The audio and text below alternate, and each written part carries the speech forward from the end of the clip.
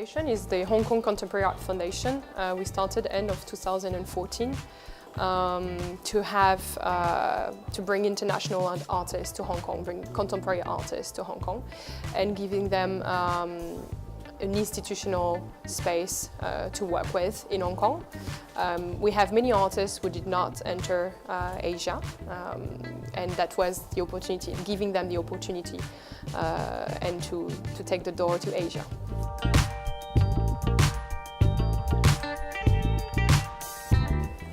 I think they are very inspired.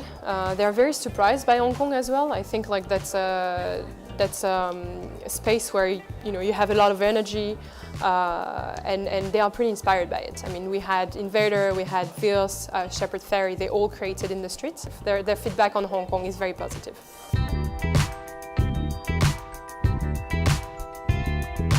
I think they are not represented enough in Hong Kong.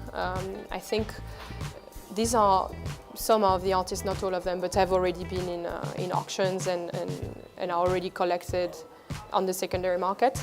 But it was as well a way to open a door and to show more than what we have been showing. I think you see it pretty well in the exhibition, where they all have their own style. That's what is very interesting in the street art and urban art, is the fact that those artists started in the streets doing graffiti, and that's what linked them all, but they all evolved in a certain way with their own style to exhibit in galleries and in museums and at auction.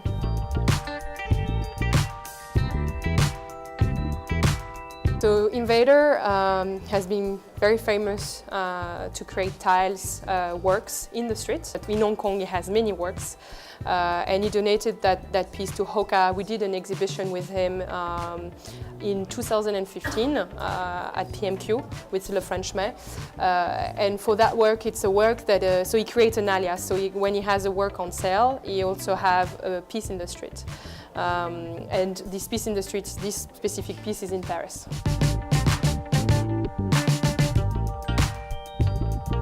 So we were approached by HOCA Art Foundation to do this project, this charity auction for them.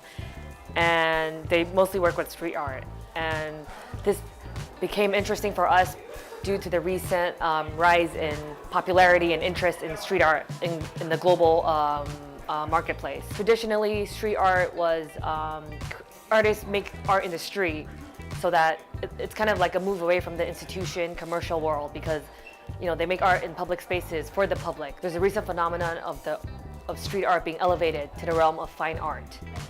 And a classic example of this is Jean-Michel Basquiat.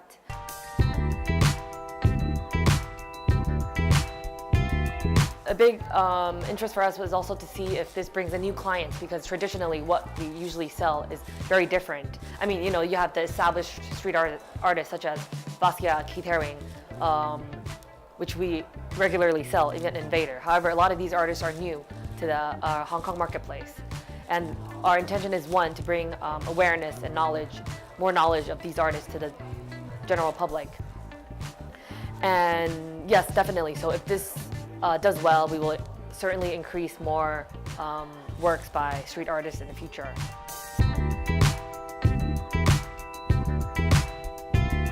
So usually they have their primary galleries, so retail prices. However, because these are all new, and we wanted to make it attractive to new buyers, with these cases we try to lower, so then most prices are actually cheaper than what you would pay for, or what galleries would ask if you go to them.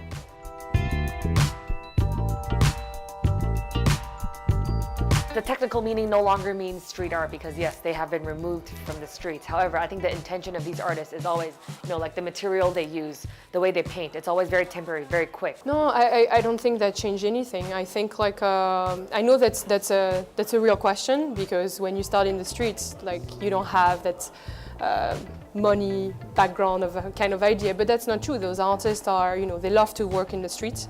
That's part of them, but as well, like everyone, they need to sell and eat, right? So that's not a problem to pass from the streets to the galleries. That's actually the way it should be.